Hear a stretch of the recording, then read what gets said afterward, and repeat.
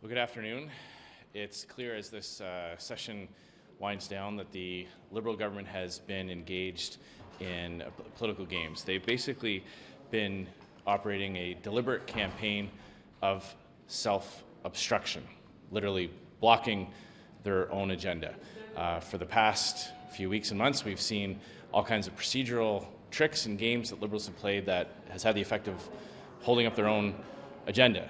Now, there's a few reasons why they might be doing that. It might be that after 10 years of government, they are still not very good at governing. When you look out at Canada, not much has really gotten better under Mark Carney than it was under Justin Trudeau. Second one, it could be because they're divided. It could be that they had to campaign on things that they did not believe in. When Canadians were sick and tired of Liberal policies that caused inflation, caused a housing price crisis, caused crime and chaos in our street, the Liberals had to pretend to change position on all those things, but in reality they haven't changed their minds, they haven't changed who they are, and they don't even support their own agenda. Or it could be because they're trying to lay the foundation for some kind of political narrative going into the future. But it doesn't really matter why they're doing what they're doing. The effect of what they're doing means that every day that they engage in political games and self-obstruction, Canadians fall further and further behind. Food prices keep going up. Visits to food banks keep increasing. More and more Canadians who have jobs are forced to go to food banks to supplement their groceries. None of this is acceptable. That's why Conservatives have proposed reasonable measures to balance off our job to provide scrutiny on behalf of Canadians as the government tries to proceed with its agenda. We've called for ministers to come to committee to answer questions on their own files, on their own programs, on their own departments, and we've been stymied at almost every committee at one point or another. When you look at the Liberals' first piece of legislation, Bill C2, they had to do a complete rewrite because they got it so wrong. They claimed they were going to come to Parliament with measures to strengthen the border and the immigration system. They threw so many other things in there that they had no support from any other party. They had to completely overhaul their own piece of legislation. Literally the first piece of legislation that they introduced, they had to do a complete rewrite. They themselves obstructed their own budget by delaying it until the fall rather than presenting it in the spring, as has been the case in Canadian history for literally generations.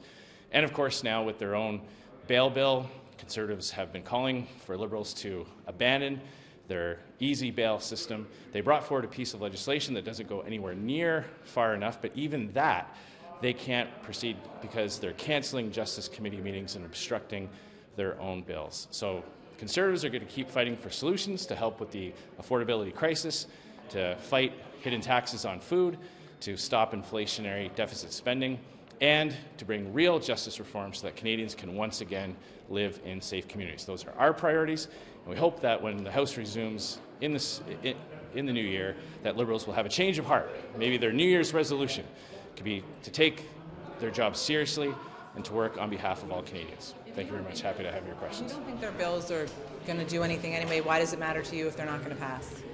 Well, as I mentioned, with Bill C, with the bail reform bill, we don't believe that goes far enough, but we have opened up an open hand to them and said it's better than nothing, and we would help that proceed.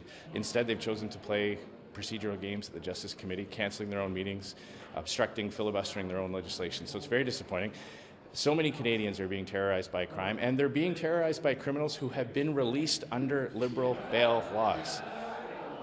There are people becoming victims of violent attacks in real time, and this government is playing procedural games at committees. It doesn't make any sense. That's why we're making this appeal today. Wouldn't the Justice Committee study the bail law if it was allowed to get through the clause by clause, which is of C9, which is currently being filibustered by Conservatives?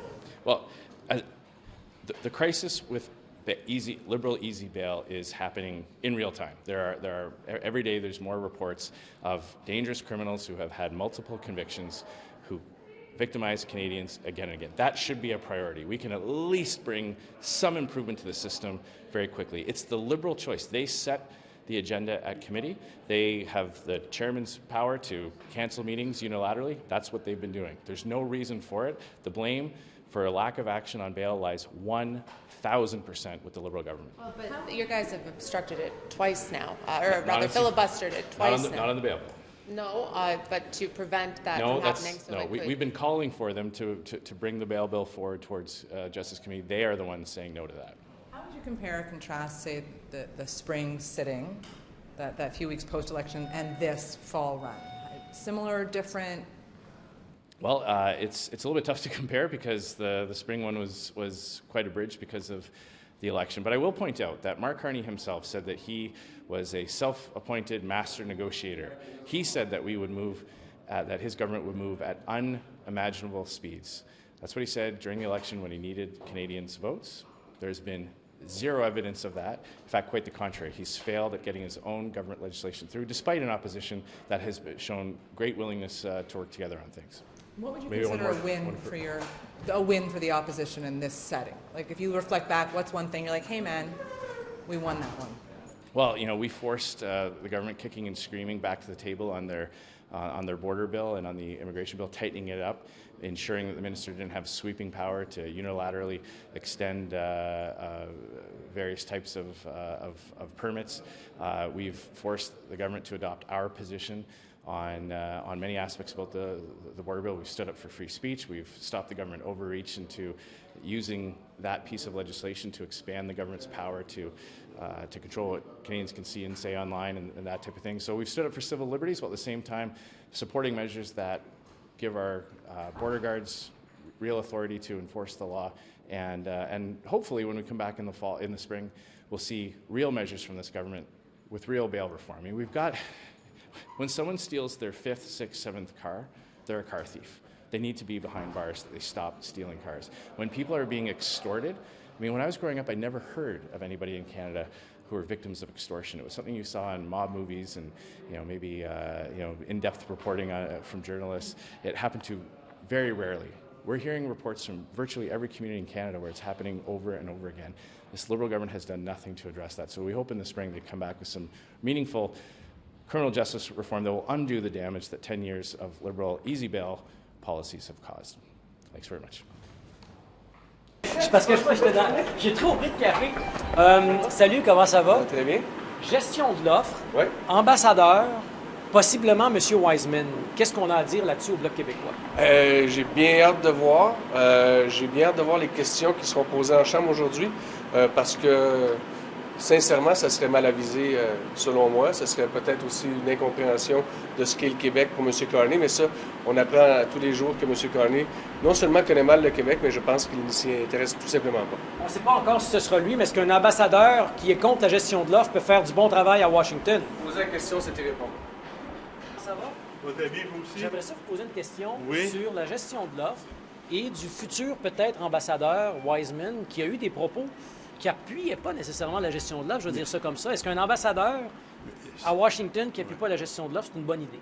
J'aimerais ça vous répondre, mais malheureusement, on n'est pas dans mes dossiers.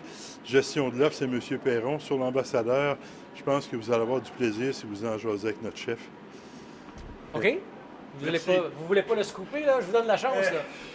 Ça se fait pas. J'aurais pas aimé ça dans le temps pour faire ça. Bonne journée. Hey, bonne journée, M. Simon. Merci d'être arrêté. Est-ce que si on a un ambassadeur comme M. Wiseman à Washington qui a déjà décrié la gestion de l'offre, c'est possible de continuer de bien négocier avec les Américains? Bien, ça envoie un très mauvais signal. Nous autres, au NPD, on a toujours été des grands défenseurs de la gestion de l'offre. Avoir quelqu'un qui représente le gouvernement fédéral là-bas, qui n'y croit pas lui-même, ça part pas fort des négociations. Est-ce que la question où il a fait partie notamment de l'initiative du siècle, est-ce que ça, c'est problématique ou pas de votre point de vue? Il faudra voir c'était quoi ses positions sur l'ensemble de ce dossier-là, parce que c'était complexe, il y avait quand même beaucoup d'angles. Je ne sais pas à quel point c'est quoi ses opinions personnelles, donc je ne m'avancerai pas là-dessus. Mais on n'est pas sûr que ce sera lui non plus de toute façon, là, pour le moment. Là. Donc on verra, mais pour la gestion de l'offre, c'est inquiétant. Si, mettons, c'est lui, là, est-ce que c'est le moment pour le gouvernement de reculer? Est-ce que vous demandez au gouvernement Carney de choisir quelqu'un d'autre? Bien, pour nous, on demande d'envoyer des gens qui vont être capables de défendre les intérêts des Québécois, des Québécoises, des fermes québécoises, puis la gestion de l'offre dans l'ensemble du pays. Envoyer quelqu'un qui n'y croit pas, ça part bien mal. Merci. What do you make of the constitution bill that's currently being debated in Quebec provincially? I don't have any comments. I don't know exactly what is in it. I know that they study it right now, but I'm busy with what's going on in the House. Do you think Quebec needs a constitution? If they want one, they have the right to have one. Thank you. What do you think of the Alberta government's use of the notwithstanding clause 4 times within the last 2 months? Well, look, I've said this before, and I'm happy to say it again. The notwithstanding clause was not designed to be used in this way. It was supposed to be in case of emergency break glass, when there's overwhelming majorities of citizens who support something, and it looks like the court's got it wrong. Because let's be really clear what the notwithstanding clause is. It's often seen as imposing reasonable limits, but the Constitution by default allows governments to impose reasonable limits on rights as long as they're consistent with a free and democratic society. The notwithstanding clause definitionally is about imposing unreasonable limits, limits that would be found unreasonable by the courts. Not saying the courts always get it right, but this doesn't even give the courts a chance to kind of look at the issues and parse them and see what's happening to rights. So look, as an Albertan, I'm deeply concerned about it. And as an Albertan, I'll certainly make my voice heard on that matter. And what do you think of the subject matter it's being used for? I mean, it was used last night around bills regarding trans children in Alberta. Right.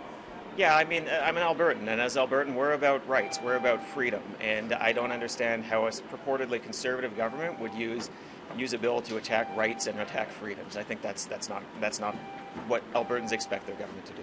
Thank you. What do you make of the government's legislative progress so far this Parliament?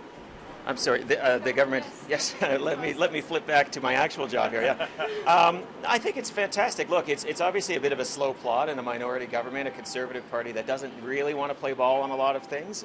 But look, you look at it and you don't even need to judge it by a curve. We've given a tax cut to 22 million Canadians. We've created Build Canada homes. We've created massive investments in productivity, massive investments in infrastructure, massive investments in the defense sector.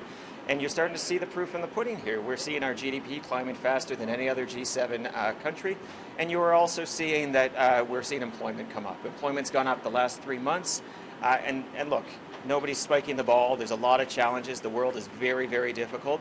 But this is the hard work that needs to be done, and Mark Carney's the right guy for it, and we're starting to see those results. Are you sure about the processes by which you're getting it through, that you're burning too many bridges with opposition parties?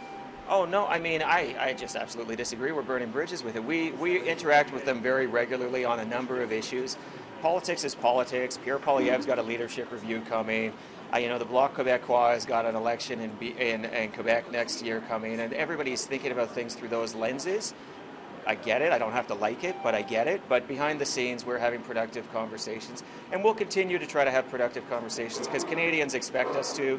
Canadians know we're in a moment where we need to work hard. We need to work together. The world's a dangerous place right now. The world's a weird place right now. And we got to get some big stuff done. On potash, President Trump is talking about potentially tariffing fertilizers. Yeah. It's a natural resource that we utilize. So any comments on that? And what can the government do to try and sway Trump away from that? Look, I mean, this is a continuation and a variation of a conversation we've had about trade with the United States. We've got to diversify markets. We've got to make sure we're our own best customer. We've got a lot of work to do, and we cannot rely on the United States as a reliable trade partner at this moment. I think that's unfortunate. It's been a very productive trade relationship. Potash is incredibly essential to U.S. farming. It's hard to imagine they're going to do it without Canadian potash, but that's what the President of the United States says. We're going to have to adjust accordingly. We don't control the wind, but we control our sails. Thank you. Thanks very much. Monsieur Kenney, j'aimerais vous parler de Mme Hillman. J'aimerais que vous me disiez le fait qu'on change de négociateur en plein milieu des négociations. Qu'est-ce que ça pourrait faire à ce qu'on essaie de faire avec les États-Unis? Ben, elle était là pendant 6 ans. Elle a fait un très bon job pour le Canada, mais enfin, elle va avoir des changements de temps en temps.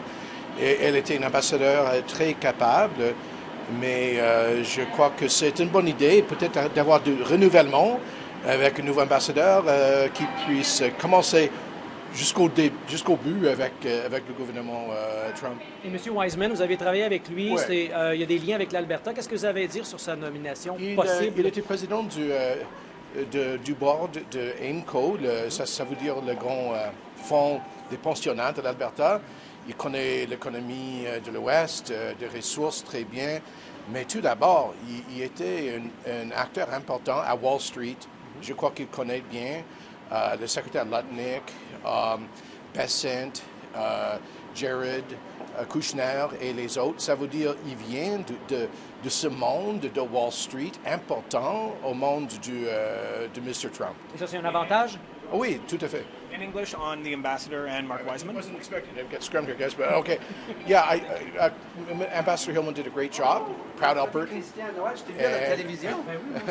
Et Dominique, là, tu vas bien? Say hi to my buddy Jason Kenney. How are you, man? Très bien. I'm happy, je suis content de te voir. Ouais, et vous-même? C'est mon chum, ça.